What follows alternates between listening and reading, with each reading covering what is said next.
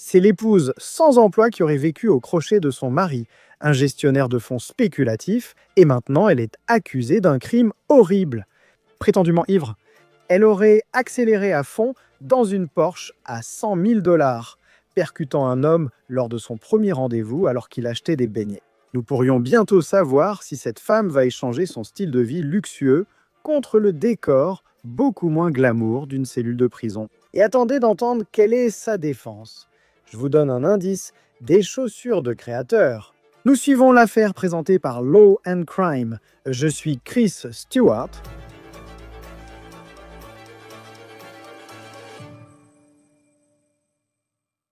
La victime dans cette affaire aurait été frappée si violemment par la suspecte que la personne qui marchait à ses côtés ne s'est même pas rendu compte qu'il avait été projeté à 10 mètres dans les airs. C'est à quel point cet accident aurait été rapide et violent. Et voici la femme qui serait responsable. Elle s'appelle Christina Chambers et jusqu'aux premières heures du 19 avril 2023, la vie semblait plutôt bonne pour elle. Chambers était l'épouse d'un gestionnaire de fonds spéculatifs. D'après Glassdoor, ce poste paie en moyenne entre 300 000 et 450 000 dollars par an. Et honnêtement, quand j'ai vérifié cela, j'ai été surpris parce que ça me semble bas comparé à ce que certains des poids lourds de cette industrie gagnent. Quoi qu'il en soit, soyons honnêtes, c'est beaucoup d'argent. Et apparemment, c'était assez d'argent pour que Chambers n'ait pas besoin de travailler. Non seulement elle aurait vécu dans une maison à 1 million de dollars à Houston avec son mari, mais il lui aurait aussi offert une Porsche à 100 000 dollars. Ça, c'est une vraie voiture de sport. Elle peut aller vite et elle le fait rapidement. C'est un point que les procureurs soulèvent. La nuit de l'accident, Chambers voulait impressionner deux amis qui étaient assis à l'arrière en leur montrant à quelle vitesse cette voiture pouvait aller. La nuit en question, Chambers était sorti avec des amis. Ils auraient en fréquenté 4 bars, c'est ce que disent dans les procureurs. Le conducteur avait bu au moins 6 verres d'alcool. Chambers ne conduisait pas qu'une belle voiture. Elle portait également une tenue de créateur, notamment des talons Christian Louboutin avec leurs célèbres semelles rouges. Ces chaussures peuvent valoir des milliers de dollars. Et je parle spécifiquement de ces chaussures parce qu'elles auraient joué un rôle important dans ce qui s'est passé ensuite. C'est aux premières heures de ce matin-là que Chambers et ses amis ont décidé qu'il était temps de rentrer. Ils sont montés dans la Porsche et sont partis. Cette nuit-là, Nicholas McMullen, 33 ans, tentait sa chance à un premier rendez-vous. Il était environ 2h35 du matin et ce premier rendez-vous semblait bien se passer. Lui et la femme avec qui il était ont choisi de finir la soirée avec un donut. Ils vont donc à la boutique, prennent des douceurs et du café. Et McMullen et sa compagne retournèrent à leur voiture quand c'est arrivé. Une Porsche qui roulait apparemment à plus de 110 km à l'heure dans une rue de la ville a percuté McMullen, le projetant à 10 mètres en l'air. Selon le Houston Chronicle, la femme avec qui il était en rendez-vous dit que tout s'est passé si vite que lorsqu'elle s'est tournée pour prévenir McMullen de s'écarter, il n'était déjà plus là. Elle se rappelle juste avoir senti quelque chose frôler sa hanche. L'amateur de musique de 33 ans travaillait à l'université de Houston. Il a été déclaré mort sur les lieux. Maintenant. La conductrice de cette Porsche, bien sûr, était prétendument Christina Chambers. Elle a été arrêtée environ 1 heure après l'accident. Le Chronicle indique que ses dossiers médicaux révèlent un taux d'alcool environ 4 fois supérieur à la limite légale. On parle d'1 heure après que tout cela se soit produit, elle serait encore, selon les allégations, 4 fois au-dessus de la limite légale. Les procureurs disent également qu'ils ont fouillé la Porsche et qu'ils ont trouvé des petits sachets de cocaïne dans le véhicule. Chambers a été arrêtée et jugée pour homicide involontaire. Elle a obtenu une caution de 50 000 dollars une semaine après son arrestation. Donc elle est libre depuis qu'elle a payé cette caution. Quelques jours après que sa caution a été fixée, son mari, le gestionnaire de fonds spéculatifs, a demandé le divorce. Ce divorce a été finalisé en février de l'année dernière. Alors, regardez ce que l'accusation a dans cette affaire. Ils ont des témoins de cet accident horrible, y compris la femme qui se tenait aux côtés de McMullen lorsque cela s'est produit. Ils ont également ces dossiers médicaux qui montreraient que Chambers était fortement ivre au moment de l'accident. Quelle serait sa défense lors de ce procès pour homicide involontaire?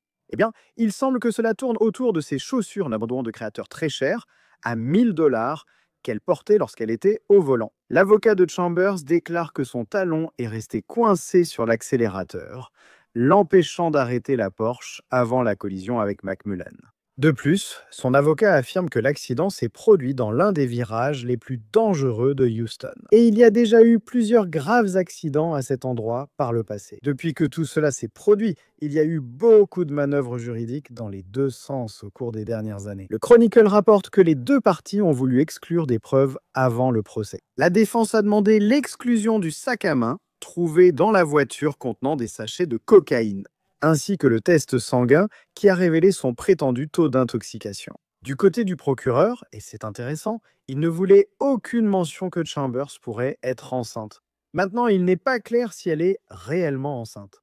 La défense pourrait soulever ce point lors de la détermination de la peine si elle est reconnue coupable d'homicide involontaire, selon le journal. C'est toujours incroyablement choquant et triste quand on voit des histoires comme celle-ci où la vie de quelqu'un se termine comme ça.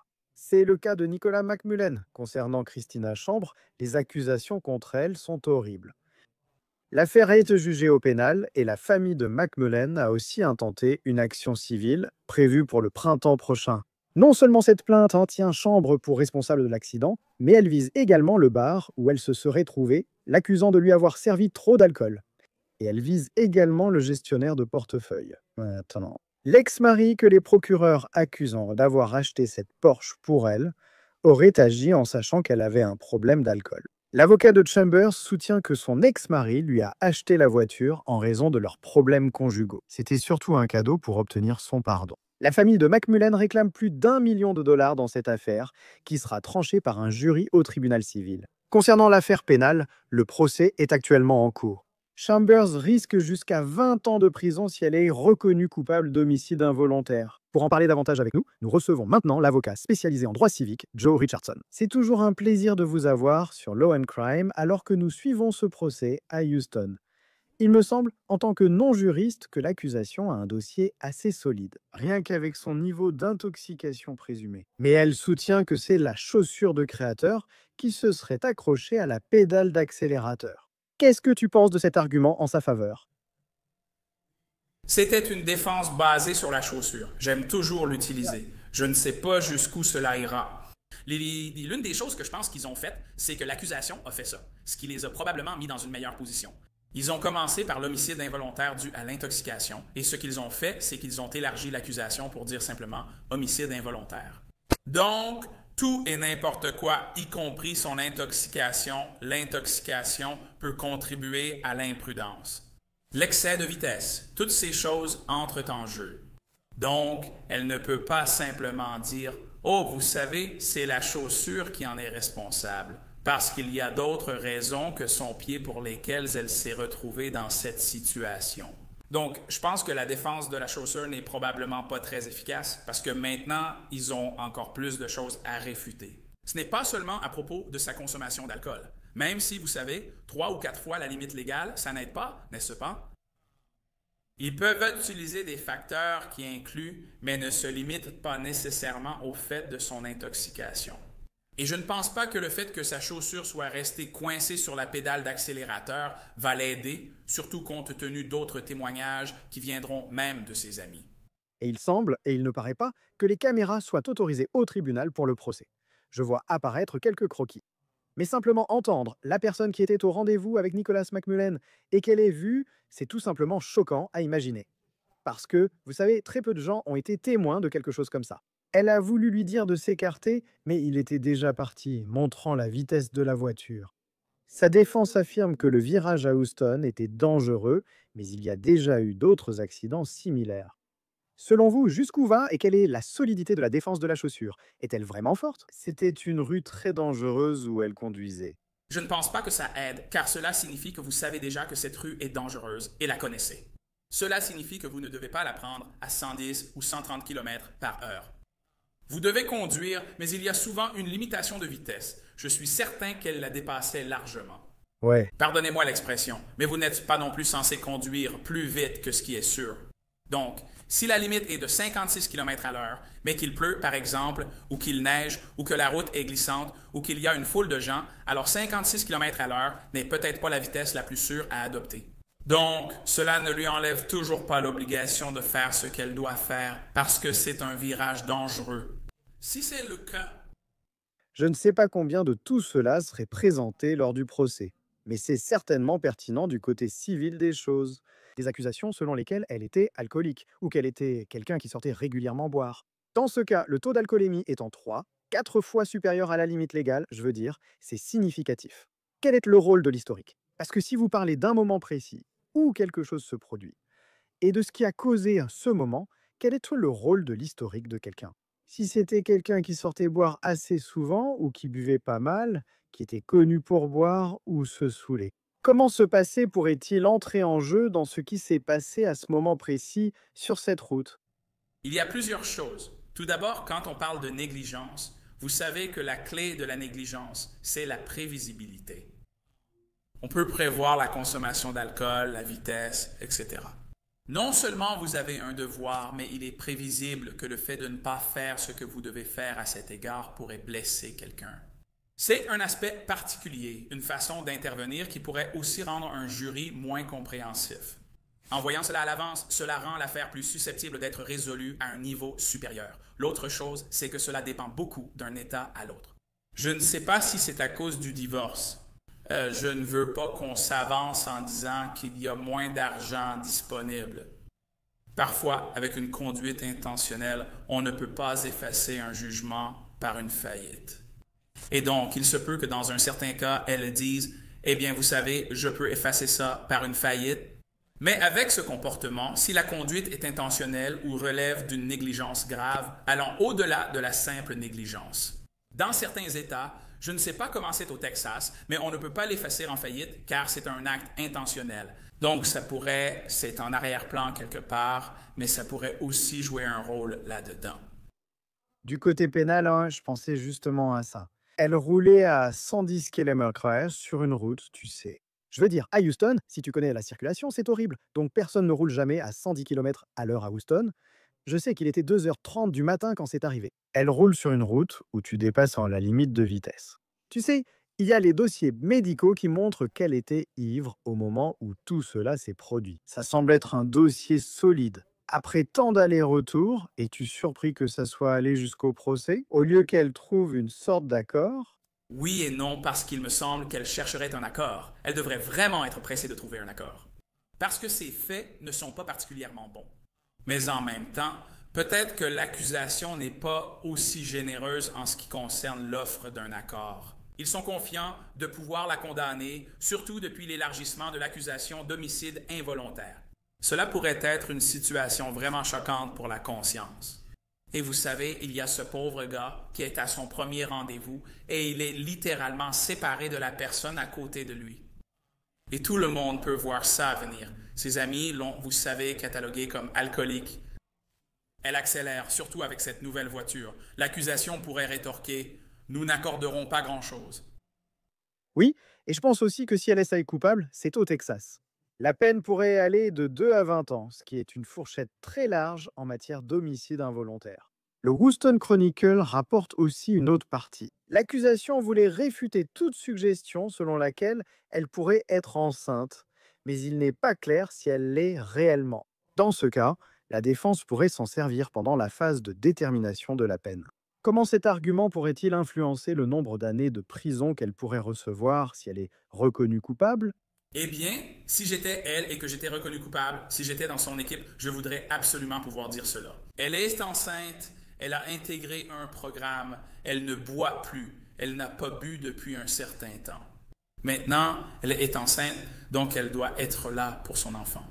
Et donc, tu sais, ils y vont demander la peine la plus clémente possible. Sinon, je ne sais pas, même si les 2 ans sont obligatoires ou peuvent être purgés en assignation à résidence. Je vais l'utiliser et essayer, car je vais le dire.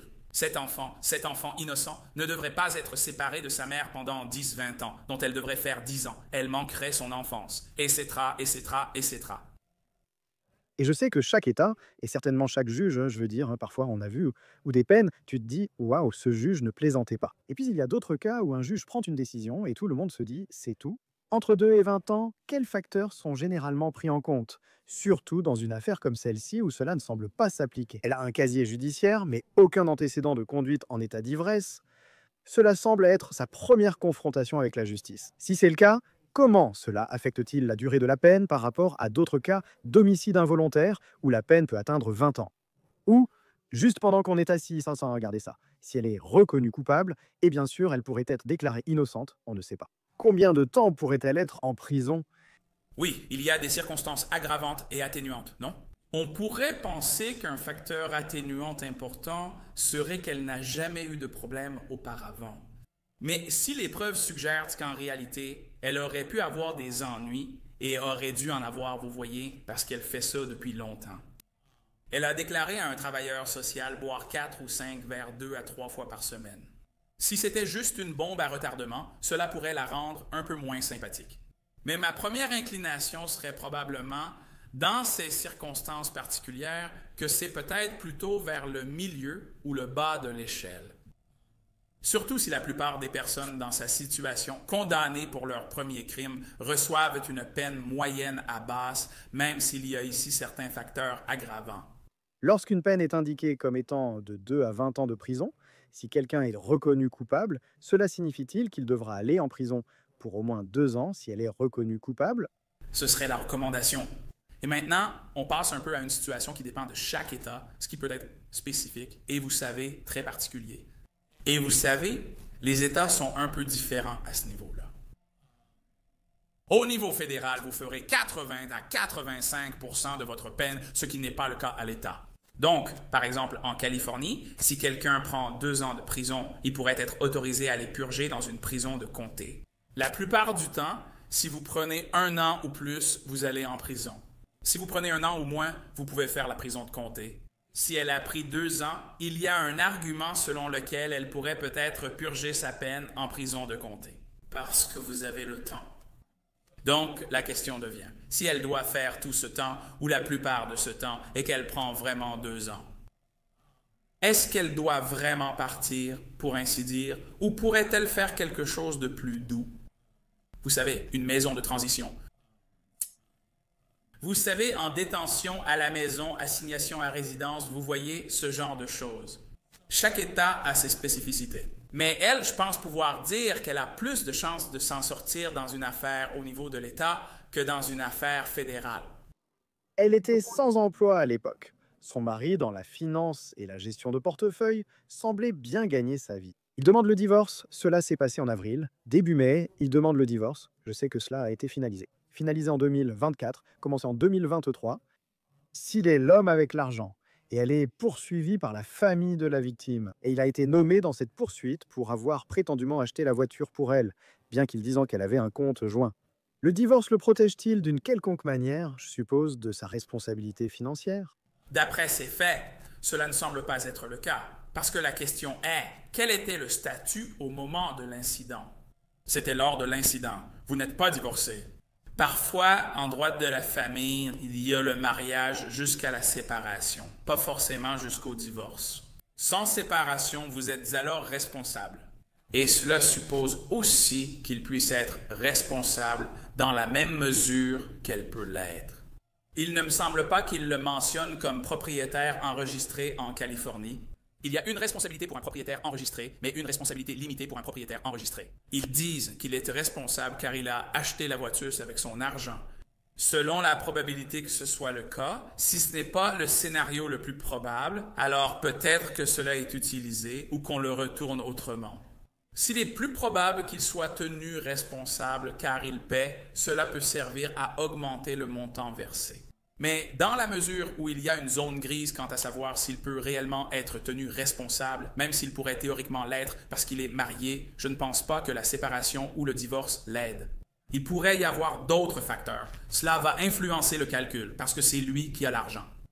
Et sur ce point, hein, et je ne sais pas combien exactement. Tu sais comment ça s'est réparti, qui a eu quoi lors du divorce, mais disons simplement qu'il finalise ce divorce. Elle ne prend rien, il prend tout l'argent, il a tous les biens à son nom. Et en ce qui concerne le fait qu'elle soit poursuivie, je sais que la famille réclame plus d'1 million de dollars. Sans lui, elle n'a pas d'argent. Un jury trancherait pour lui ou la famille de la victime. En quoi cela permettrait-il à la famille d'obtenir de l'argent si elle n'en a pas sans lui? Eh bien, vous savez, ce qu'on aime toujours dire dans le monde des plaignants, pour être parfaitement honnête, c'est qu'il s'agit de savoir où se trouve la poche, où se trouve l'argent. Il devrait y avoir une assurance quelque part, non? Et pour quelqu'un avec ce genre de moyens, il devrait probablement avoir une bonne assurance. Lorsque se pose la question de savoir si l'assureur payera, cela devient une leçon sur la mauvaise foi, sujet que nous n'étions pas venus aborder ici. Mais plus il est probable que l'assureur doive payer, plus il sera susceptible de le faire maintenant, plutôt que de le faire plus tard. Donc, si par exemple je suis l'épouse, et je pense que la couverture devrait payer, mais l'assurance dit qu'elle ne veut pas payer. Elle pourrait en fait donner aux personnes qui la poursuivent le droit de s'en prendre à l'assureur pour ne pas l'avoir fait. Donc, peu importe ce qui amène l'assureur à la table, si la limite de la police d'assurance est plus basse, ils vont probablement la payer de toute façon. Mais ils veulent leur livre de chair et ils croient que le mari a des ressources. Donc, plus il est probable que cela se produise, plus c'est probable. Cela influence le calcul en termes de ce qui est payé et par qui. Je sais que c'est une affaire civile. Je crois qu'elle est prévue pour un procès devant jury civil en avril de l'année prochaine. Et puis non, évidemment, en ce moment, elle est actuellement en procès. Comment le verdict dans l'affaire pénale pourrait-il influencer le déroulement de l'affaire civile? Cela signifie qu'elle serait sûrement reconnue responsable. Mais si c'est lui qui détient l'argent et qu'elle n'y a pas accès, comment cela l'affectera-t-elle? Le problème reste non résolu.